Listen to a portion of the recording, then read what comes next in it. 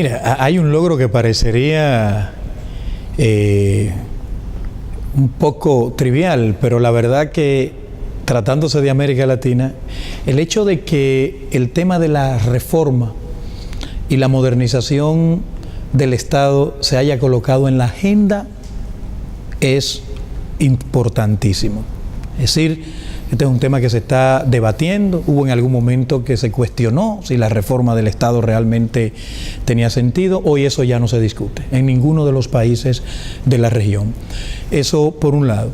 Por otro lado, podríamos decir que un tema que no solo se ha colocado en la agenda, sino que se ha avanzado significativamente en varios de los países de la región, es la profesionalización de la función pública. Nosotros creemos que ese es un tema central y que ha sido resultado de muchos años de debate y de lucha también por profesionalizar la función pública. Y otro tema que no hay duda de que en la región ha tomado cuerpo y ya hay indicadores de avance significativo es la adopción de un modelo de gestión de calidad enfocado en resultados para impacto de manera positiva en los ciudadanos. Nosotros creemos que esos son tres elementos que identifican, no a todos los países de América Latina, pero sí a una buena parte de los países de la región, y estamos hablando de 10 años para acá, no más.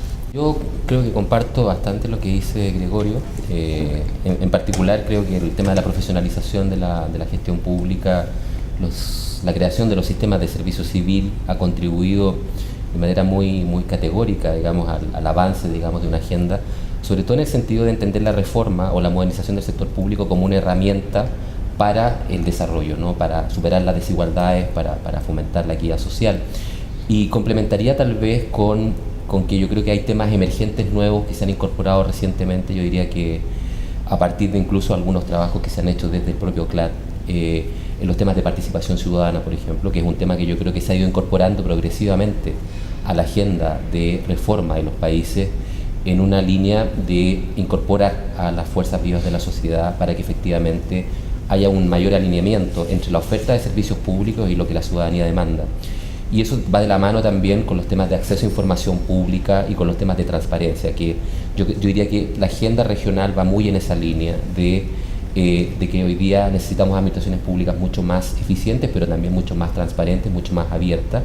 Y eso también me lleva al último tema que yo creo que a propósito de gestión de calidad y de todo lo que tiene que ver con sistemas de gestión eficiente de lo público, la idea justamente de gobierno abierto yo creo que se ha instalado con mucha fuerza y además articula una serie de esfuerzos que inclusive el CLAD viene haciendo hace un par de años sobre temas de vincular, ¿no?, la agenda de gobierno digital, participación ciudadana, derechos y deberes de la ciudadanía frente a la administración, los temas de gobernanza y de calidad del servicio público.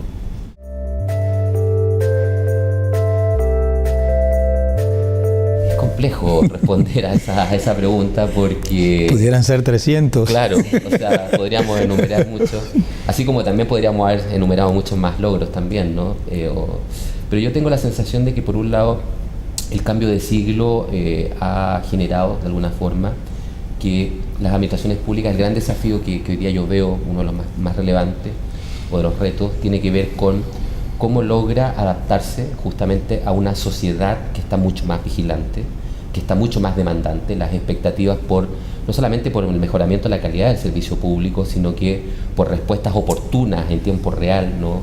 Es mucho más gravitante, mucho más urgente.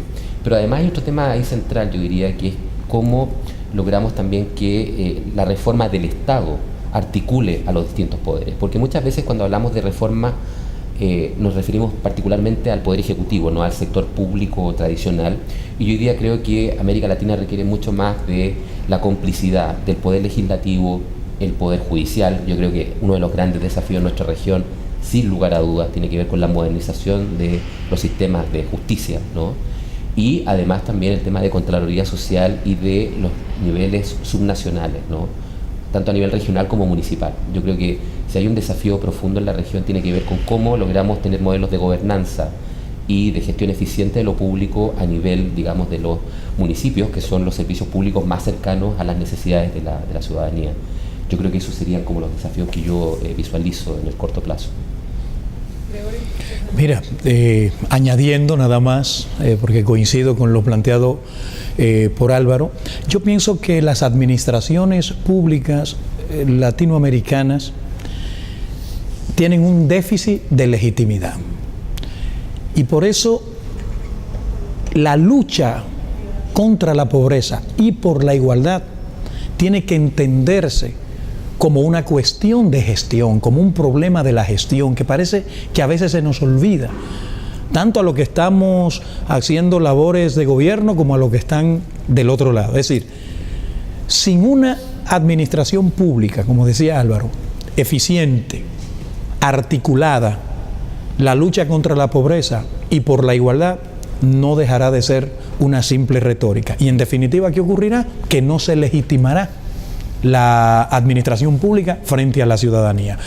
Y cuando hablamos de ciudadanía hay que entender la ciudadanía del siglo XXI, al ciudadano y a la ciudadana del siglo XXI, no es la del siglo XX ni la del siglo XIX y XVIII.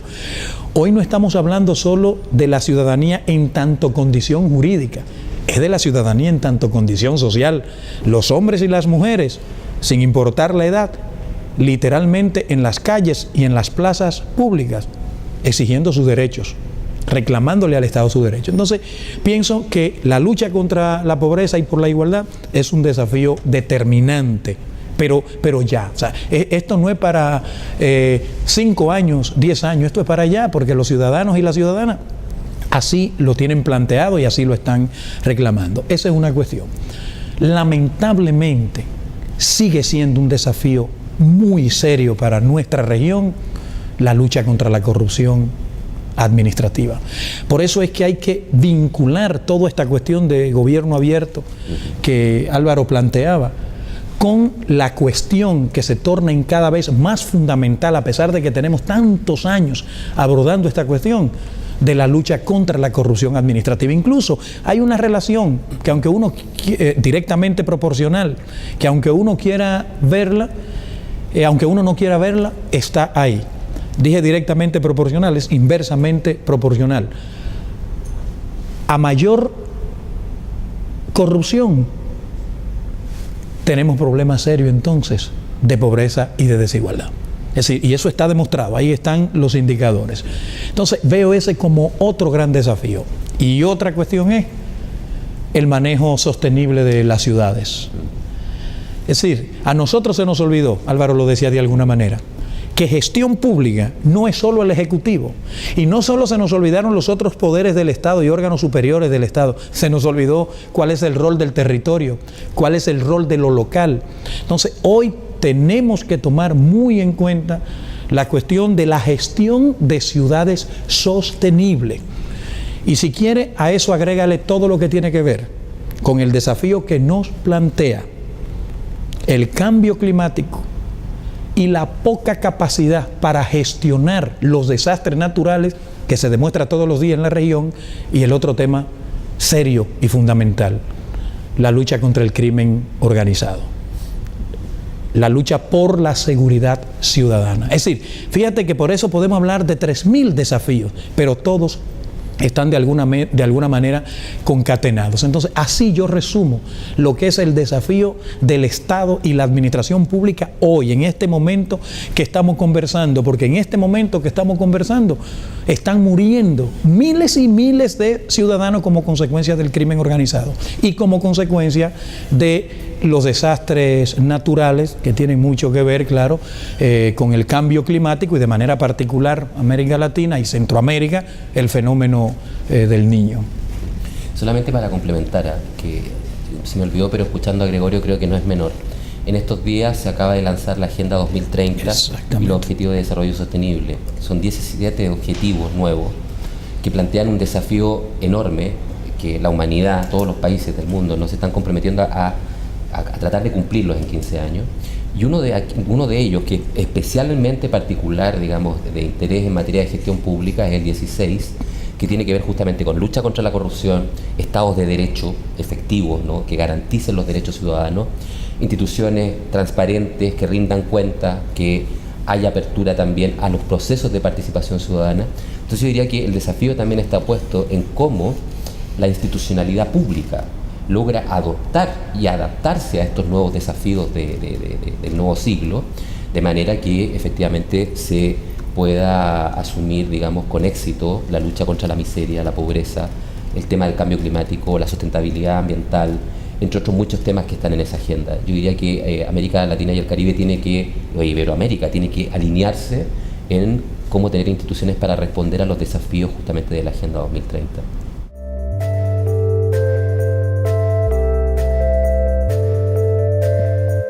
Mira, ahí lo que pasa es que la pregunta es, podríamos decir, un poco capciosa, ¿verdad? Pero mira, el CLAD tiene una convicción en este sentido.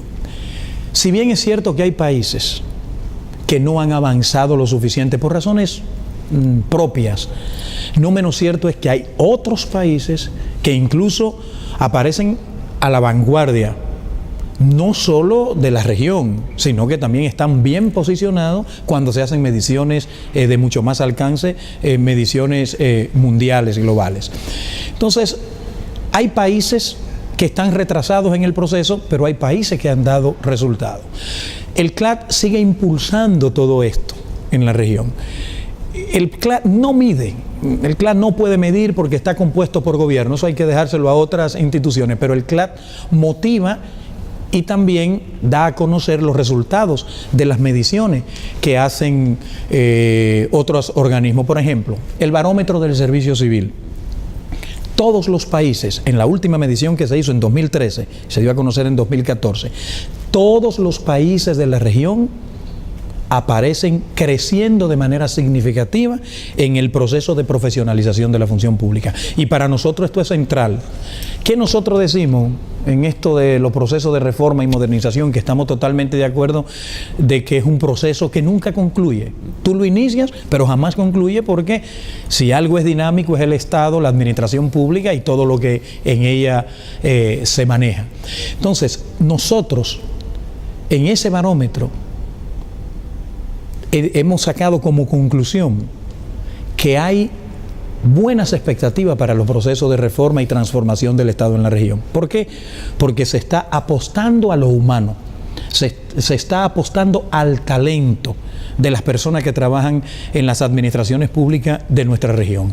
Y la verdad que el CLAD lo que le incorpora al debate es que no solo es desarrollar un sistema de servicio civil, un sistema de mérito, profesionalizar la función pública, desarrollar la carrera, sino generar un nuevo empleado público en el siglo XXI para que pueda hacerle frente a los grandes desafíos que ya hemos estado comentando. No voy a mencionar de manera particular países porque no voy a poder mencionarlos a todos y entonces para el CLAD esto se constituye en un problema. Quizá Álvaro tiene más facilidad para hacerlo que yo, pero hay países que están en una muy buena posición en la región en materia de reforma y modernización.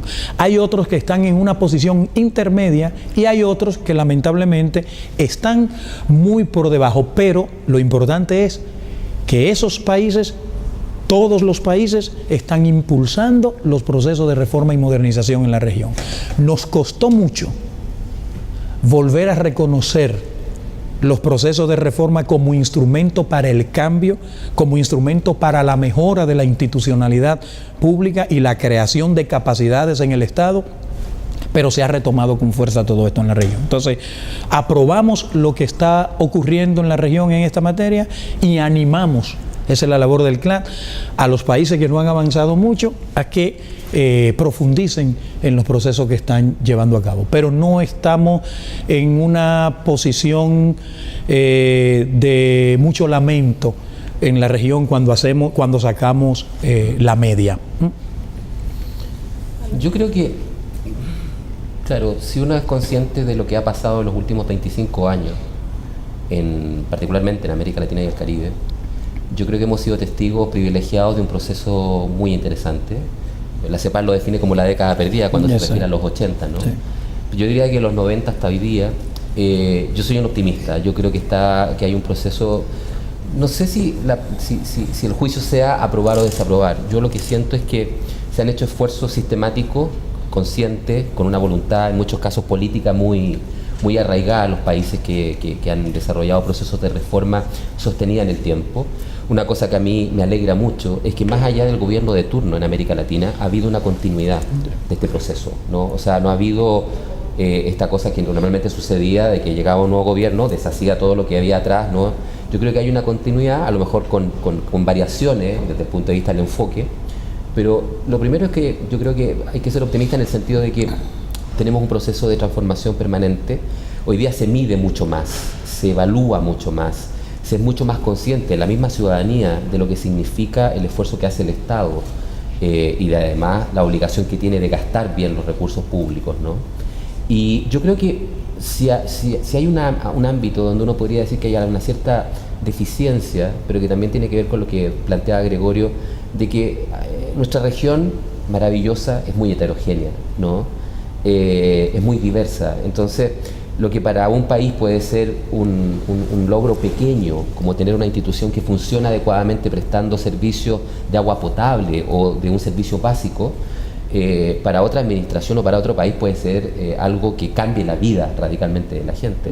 Entonces, en ese sentido creo que hay que sopesar muy bien esta lógica, porque lo que sí siento es que a nivel de la región hay un compartir, hay mucha, digamos, intermediación, hay una disposición de los países que van más en la avanzada de compartir sus herramientas de gestión, sus modelos, sus equipos técnicos, ¿no? Y hay muchas misiones, Gregorio sabe mucho más de eso, ¿no?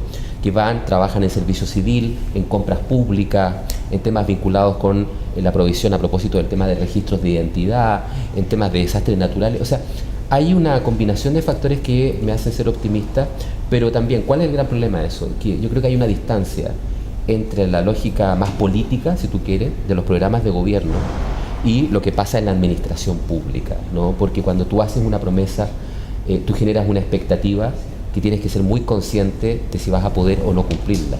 Y creo que todavía en América Latina y el Caribe no calibramos muy bien el hecho de que tenemos gobernantes que a veces justamente, y ahí viene justamente el tema que planteábamos antes de corrupción o de tráfico de influencia o la necesidad de tener administraciones más transparentes y abiertas, de que tiene que haber mayor sintonía entre una clase política y entre el aparato o el medio que se da a esa clase política para poder cumplir los objetivos del desarrollo, que es la administración pública. Aquí voy a ser un poquito políticamente incorrecto, ¿no? Porque creo que desde el punto de vista técnico todos estamos de acuerdo, creo, y coincidimos en que el servidor público, ser servidor público es un privilegio. O sea, tener la posibilidad de poder servir a la ciudadanía, servir a la gente, otorgándole algo que le va a cambiar la vida, a mí me parece que es la bendición más grande que una persona puede tener, ¿no? Partiendo de eso, a propósito, ¿no?, de los temas de ética pública, de alguien que tenga las capacidades técnicas, ¿no?, que sepa dialogar, que sea una persona que catalice, ¿no?, distintos recursos. Me parece que yo creo que incluso a propósito de alta dirección pública o de profesionalización, yo creo que hay un acuerdo, y no solamente en América Latina y el Caribe, sino que a nivel mundial, de que tiene que ser un perfil técnico, pero tiene que ser también una persona o un grupo de personas con habilidades blandas, ¿no?, capacidad de diálogo, comunicación efectiva, innovación, liderazgo. O sea, liderazgo hoy día no como algo, una propiedad de una persona, sino como una capacidad de construir un relato y avanzar hacia allá. Pero en particular yo creo que aquí, y aquí viene mi comentario políticamente incorrecto, creo yo creo que se necesita una administración pública mucho más orgásmica, ¿no?, que sienta lo que hace, con mucha más pasión, con mucha más vocación. Yo creo que en América Latina perdimos un poco este tema de la vocación profunda de servicio público y muchas veces nos quedamos en la rutina de hacer lo que la norma dice que tengo que hacer. Yo creo que una de las cosas que hay que recuperar y que tiene que ver con la legitimidad es el orgullo de levantarse en la mañana y decir, ¿a cuánta gente le voy a cambiar la vida esta mañana, ¿no? Y yo creo que eso tiene mucho que ver con lo emocional, tiene mucho que ver con la confianza y tiene mucho que ver también con que necesitamos un funcionario que se entusiasme, que se contagie con alegría, que sea capaz de dialogar con los ciudadanos y no verlos como súbditos o como alguien al que le está haciendo un favor, porque ese funcionario también es ciudadano. Entonces, yo creo que ahí hay un tema, si tú quieres, de construcción de sociedad que va más allá de lo que particularmente se puede hacer solamente desde la administración pública, ¿no? Yo creo que eso es pasión por el servicio público y creerse el cuento de que está en nuestras manos cambiar el destino de nuestros pueblos y lograr justamente superar todas las desigualdades y las inequidades sociales que hay en la región. Si quiere puedo agregar algo a esto. Mira, la característica técnica, ahí coincido con Álvaro, o sea, no creo, puede haber algunas variantes, pero que fundamentalmente son las mismas. Lo que yo pienso es que las características de otro tipo del servidor público o servidora pública del siglo XXI tienen mucho que ver con el tipo de administración que nosotros debemos construir en el siglo XXI. No porque desde adentro de la administración se haya tomado esta decisión, es porque los ciudadanos y las ciudadanas han tomado esa decisión. Entonces, yo pienso, y lo voy a decir probablemente con otros términos, pero creo que diré lo mismo que Álvaro ha dicho. La sensibilidad social del servidor público de hoy tiene que ser muy marcada. Un compromiso con la ciudadanía. ¿Qué ha pasado históricamente?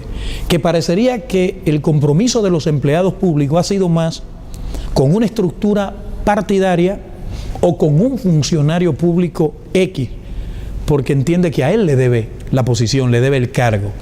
Entonces, hay que entender que la única razón de justificar una posición pública es el servicio al ciudadano. Entonces, esa sensibilidad social es determinante. Yo pienso que el funcionario de hoy tiene que parecerse un poco más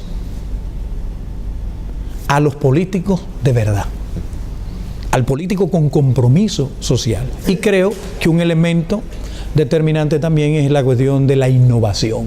Hoy no se justifica ningún servidor o servidora pública que no sea innovador, que no sea innovadora, porque eso hace la diferencia. La sensibilidad social, y si quiere decir sensibilidad política también, y la actitud de innovación permanente para poder dar respuesta a esas crecientes demandas que seguirán creciendo, porque el Estado social y democrático de derecho lo que tiende es a profundizarse en nuestra región, no es a menguar bajo ninguna circunstancia.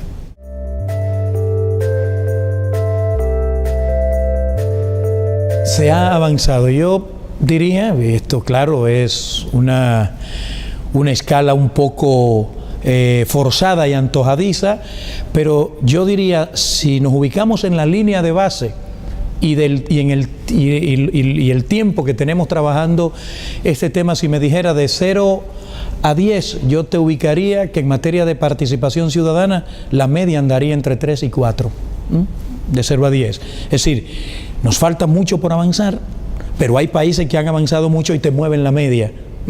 Y yo lo pondría entre 3 o 4 a niveles de avance. Sí, yo tengo la sensación de que ese es un tema pendiente, se ha avanzado. Yo tengo la sensación de que aquí hay un tema no menor, digamos, cuando uno habla de participación y habla de administración pública, en las burocracias weberianas el concepto de participación no estaba, no era parte del código genético de las burocracias públicas, por lo tanto ya es relevante el que esté, ¿no? Pero yo creo que hay 2 o 3 cosas que sopesar ahí. Primero, superar la verbalización de la participación en nuestros países, que es yo participo, tú participas, él participa, nosotros participamos, vosotros participáis, ellos deciden. Yo creo que se necesitan mecanismos mucho más vinculantes de participación, donde la gente efectivamente sienta de que su opinión es tomada en cuenta. Y lo segundo es que yo creo que a propósito también de los movimientos sociales en la región, de que la gente está en las calles hoy día, hay una máxima que yo me atrevería a decir que además va a ser un punto de inflexión de aquí en adelante. Si la participación no fue suficiente hasta ahora, yo tengo la completa seguridad de que a futuro o ya en el presente va a ser el gran tema, que es nada sobre nosotros sin nosotros. Entonces, yo diría que, claro, mantendría en suspenso, ¿no? O sea, diría, hemos avanzado, hace 20 años atrás el tema de participación ciudadana no era tema, hoy día lo es, está en la agenda, pero efectivamente necesitamos instituciones que adopten, ¿no? Y se adecúen a estos nuevos tiempos.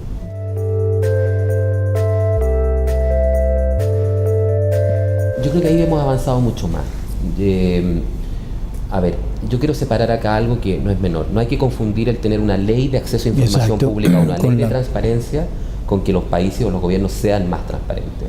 La ley, si tú quieres, es un mecanismo institucional que facilita y garantiza el ejercicio de un derecho, pero no necesariamente eso significa que automáticamente estén mejores los índices. De hecho, si uno compara los países que tienen leyes de acceso a información pública en América Latina, algunos que tienen buenas leyes, México, Chile, Uruguay, y a veces uno contrasta esto con los índices de corrupción, por ejemplo, no necesariamente tener una buena ley, no hay una correlación ahí. Pero yo creo que sí, efectivamente, son cada vez más los países de la región que incorporan este tema de la transparencia. Por lo que decía Gregorio hace un rato, el tema de la corrupción es un tema, es un problema serio en América Latina, ¿no? Entonces, el tema de la transparencia hoy día es un imperativo ético de cualquier gobernante y de la administración pública. Pero por otro lado, tengo la sensación de que necesitamos sofisticar también nuestras leyes. No nos podemos quedar satisfechos con tener leyes de acceso y de transparencia. Tenemos que generar instituciones que sean transparentes en la práctica, predicar con el ejemplo. Y en ese sentido creo que vamos un poquito mejor que participación, ¿no? Y me atrevería a decir que ahí ya no es suspenso, sino que aprobación, pero con desafíos de futuro. Mira, el esfuerzo está montado en la región con el tema de la transparencia. Lo que pasa es que todavía la opacidad como que pesa mucho, prácticamente se le impone, y por eso en algunos de nuestros países como que no se verifica la consecuencia de la transparencia, porque a mayor transparencia debería ser menor índice de corrupción. Entonces ese como que la fórmula no nos da. Ahora, yo pienso que los esfuerzos que se están haciendo en la región, sobre todo a partir de la nueva perspectiva que se da con esta nueva forma de gobernar, con el gobierno abierto, yo pienso que nos va a colocar en mejores condiciones, porque también no olvidemos que también aquí hay una cuestión de percepción. Es decir, lo que pasa es que mientras no se invierta, por ejemplo, el fardo de la prueba en materia de corrupción administrativa, vamos a estar frente a un problema, que es a quien alega corrupción que le corresponde demostrar en justicia que hubo corrupción, pero es que la corrupción deja pocas huellas por los mismos problemas que de los controles y por la falta, claro, de transparencia. Entonces sí, muchos esfuerzos hay, y creo que esos esfuerzos han dado ya resultado en algunos países, porque la posibilidad que tienen los ciudadanos hoy de conocer lo que está ocurriendo dentro de la administración pública es particularmente por todo lo que implica la tecnología de la información y las comunicaciones, pero también las leyes de acceso, las normas de acceso, porque aún con las normas de acceso hay esa resistencia a entregarle la información al ciudadano. Y no estoy diciendo que la información que se le entregue al ciudadano es exclusivamente para detectar hechos de corrupción, sino también para participar de manera productiva y proactiva y efectiva en los procesos de gestión pública.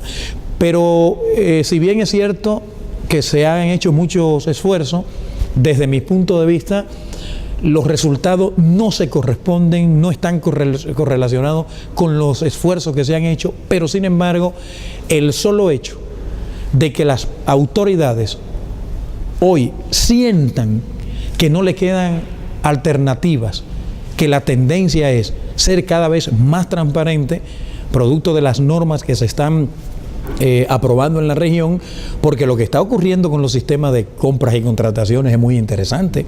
Es decir, esa es una de las fuentes más grandes de corrupción que se puede dar en cualquier gobierno, porque la cantidad de recursos que por ahí se mueve, a veces uno ni se la imagina. Y la verdad que se han logrado mucho con los procesos de control y de transparencia de los sistemas de compras en nuestros países. Entonces, tenemos ahí muchos desafíos, pero creo que también hay unos niveles de avance. Es un poquito cuesta arriba uno poder establecer así números. Álvaro se cuidó muy bien en ese sentido de establecer ranking, porque no es nada sencillo. Uno tiene que ceñirse a lo que otros organismos han hecho en base a estudios, en base a procesos de estadística llevados con rigor, pero pienso que es un tema que está montado en la región va a dar su resultado, y ese es uno de los aspectos que desde el CLAD nosotros queremos impulsar en el esfuerzo y en el entorno del gobierno abierto, de que la transparencia quede lo mejor estructurada posible y que las exigencias desde ella puedan ser cada vez más profundas y más certeras.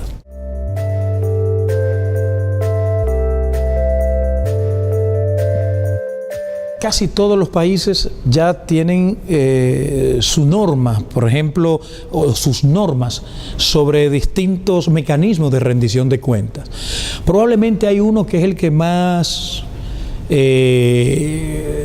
ocupa lugar en la discusión, que tiene que ver con la declaración jurada de bienes, tanto a la entrada como a la salida del cargo. Lo que pasa es que en muchos de nuestros países, si bien existe la normativa que obliga a rendir cuentas desde esta perspectiva, que es uno de los mecanismos de rendición de cuentas, claro, no menos cierto es que los sistemas de control todavía dejan mucho que decir.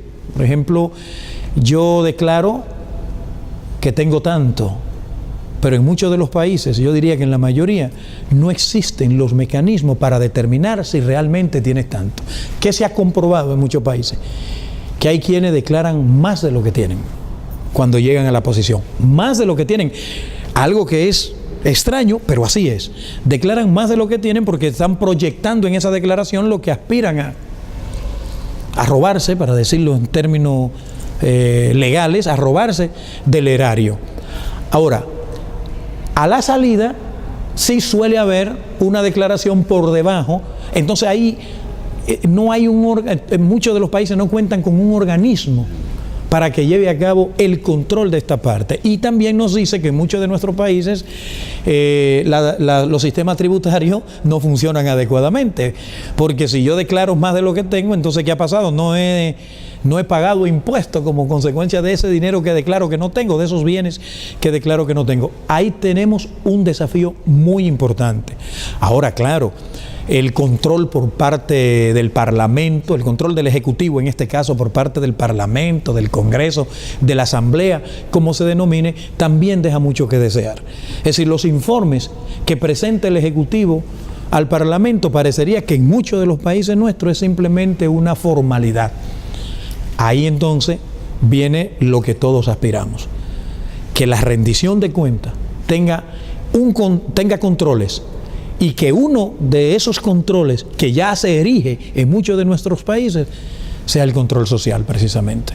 Porque creo que ahí está la diferencia, de que la sociedad en este aspecto juegue el rol que le corresponde jugar. Y aquí tenemos que ser francos y sinceros. Al CLAD, reitero, no le conviene mucho estar planteando algunas problemáticas en la región que involucra a gobiernos miembros, porque eso más adelante puede ser, además tengo una función diplomática que tengo que llevarla de la mejor manera posible. Pero no nos olvidemos de que en la región hay varios gobiernos que no han rendido cuenta. La ciudadanía ha decidido pedir cuenta y controlar, ¿y qué ha ocurrido?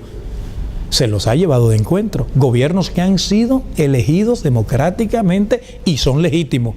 Bueno, son legales, pierden la legitimidad en la marcha como consecuencia de la no rendición de cuentas. Y ahí tenemos lo que acaba de ocurrir en uno de los países miembros del CLAD recientemente, en Centroamérica, en Guatemala, y ya ha ocurrido en otro de los países. Es decir, por eso que nosotros, y por eso el realismo práctico que nosotros tenemos con relación a este tema, la tendencia es a ahondar la búsqueda de soluciones a estos problemas y a profundizar el proceso de transparentación de las administraciones públicas, porque ya no queda otra alternativa y está demostrado.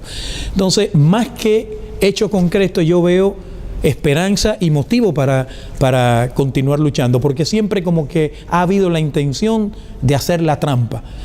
Establezco la medida, el Estado se da su ley, se da su procedimiento, pero luego hay la intención de los actores, de algunos actores de la administración pública, de violentar eso que el propio Estado se ha dado. Pero creo que la tendencia es a profundizar todos estos procesos en la región. Eso es lo que se ve en todos los lados. Allí donde los políticos gobernantes no lo asumen los ciudadanos y las ciudadanas.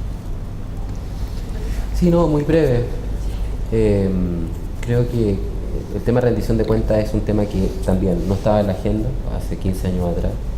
Hoy día hay, si tú quieres, un imperativo y una obligación ética de parte de las autoridades, y cada vez más fuerte, sobre todo por las demandas sociales que hay detrás, de que tanto autoridades como administraciones, directivos, funcionarios, tengan esta obligación y sientan la obligación de cada cierto tiempo y rendir cuenta.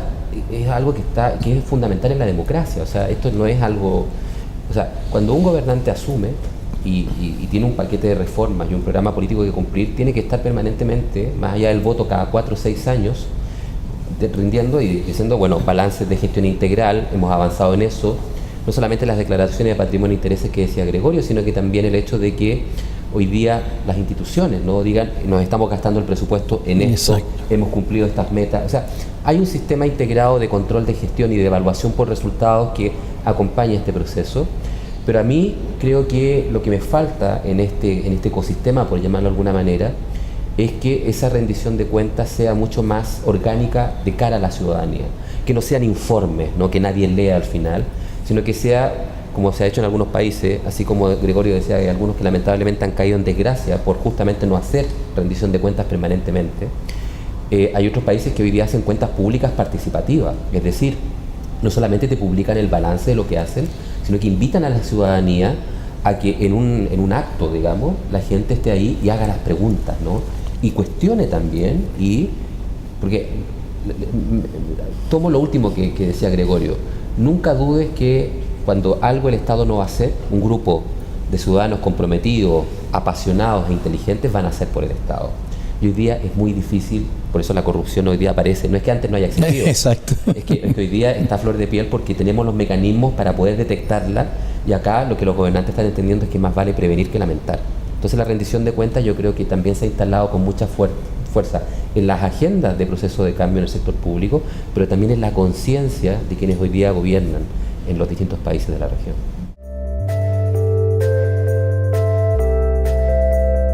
No siento que haya competencia, yo siento que hay una, y te digo honestamente, esto a lo mejor lo digo más por los funcionarios con los que me ha tocado trabajar y vivir, no tanto con las autoridades políticas, pero yo creo que hay una disposición a aprender de los demás, e incluso a pedir ayuda, ¿no? Yo creo que ese es un elemento muy importante. Cuando tú no sabes cómo hacer algo, en vez de meterte, como dicen a los argentinos, en un quilombo, ¿no?, y de repente ser un elefante en la cristalería, lo que se hace es que se apoyan en las redes que hay de intercambio, y de ahí hay un tema vinculado con el tema de gobernanza, ¿no?, que es un concepto que se ha instalado. Este Congreso tiene esa connotación.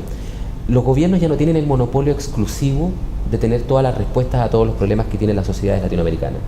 Entonces yo diría que hay una cierta solidaridad, te diría yo, en nivel de compartir buenas prácticas, y más que competencia, yo diría que hay mucha colaboración, tanto formal como informal, ¿no? Porque creo que organismos como el CLAD justamente lo que promueven es que haya esta horizontalidad de trabajo colaborativo. El GIGAP, desde lo que hacemos, trabajamos justamente en eso, generando espacios donde se encuentren practitioners, directivos públicos, académicos, el mundo de la sociedad civil, etcétera, a trabajar en conjunto soluciones.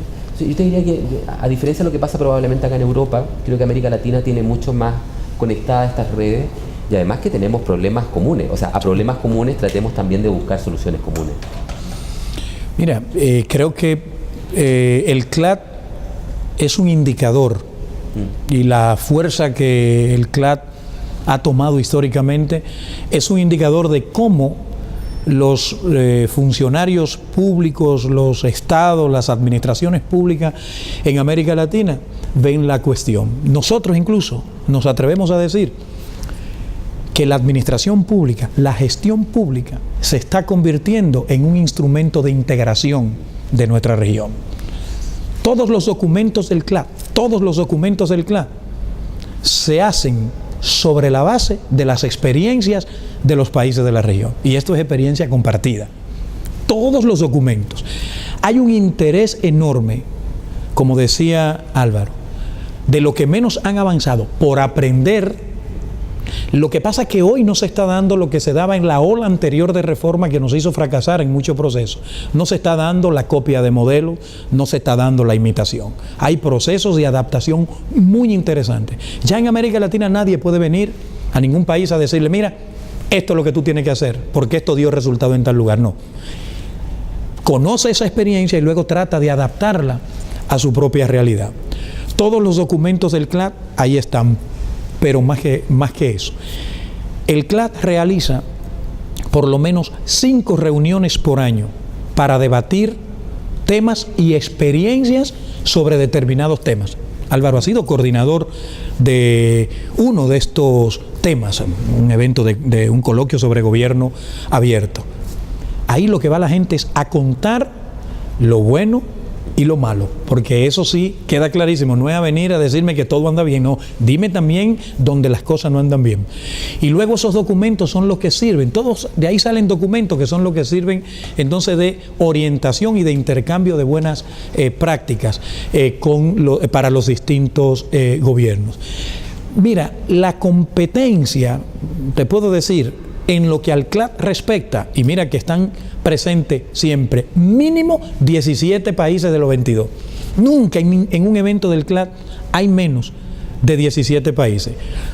Cuando no están los 22, están 20, están 19, están 18. Es decir, que eso te da una idea del interés que hay. Entonces, si esa competencia se dio alguna vez, no es lo que nosotros estamos conociendo en la actualidad y eso nos anima muchísimo. Ahí está la base de datos nuestra también, cómo los países procuran poner a disposición de los demás países sus experiencias, sus buenas prácticas. Nosotros tenemos un centro de documentación que es una especie de recipiente de todo lo que está ocurriendo en la región. De hecho, el CLAD es el repositorio para las Naciones Unidas en materia de administración pública en América Latina. Es decir, nosotros estamos en la red UNPAN con todo lo que está ocurriendo en la región en estos temas. Y lo que hay es ese sentimiento de solidaridad y de cooperación. No olviden que el CLAD maneja cooperación técnica. Y la cooperación técnica, el CLAD no la hace con gente, con consultores de otros lados. Son funcionarios públicos por lo regular y académicos de la propia región que por honorarios bajos van a cualquier país a compartir la experiencia que ellos tienen. No, ahí sí nosotros estamos muy bien. Si me pone a rankear ahí, si me pone a hacer un ranking ahí, por los 4 años casi que llevo al frente de esta institución, la verdad es que es como para uno sentirse esperanzado. Y reitero, desde el CLAD vemos la administración, la gestión pública como un instrumento de integración de América Latina y el Caribe. No nos queda la menor duda en esto. Y esto también nos da mucha esperanza en este orden.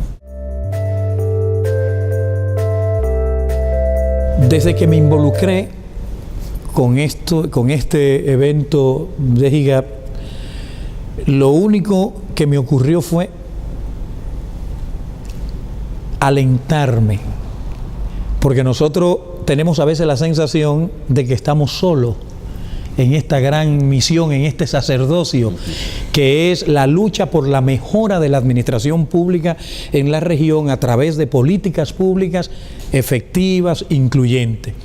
Entonces, yo difícilmente puedo evaluar a GIGAP por sus congresos. Ese es un elemento más.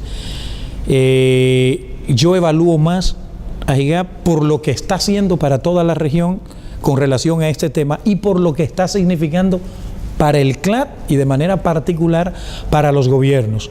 Es como si nosotros nos complementamos. Entonces, este congreso, yo lo veo como una etapa, este congreso de GIGAP, como una etapa de calentamiento, no porque sea un calentamiento en sí, sino porque es previo al congreso nuestro del CLAD. ¿Y de qué me he dado cuenta? Que una buena parte, un alto porcentaje de quienes participan en el Congreso de GIGAP participan también en el Congreso del CLAD.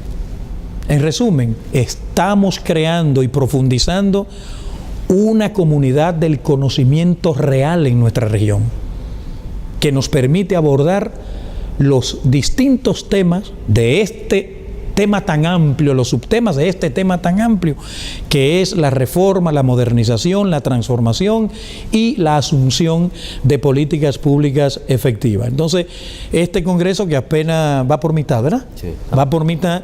Yo pienso que ya las evaluaciones son interesantes.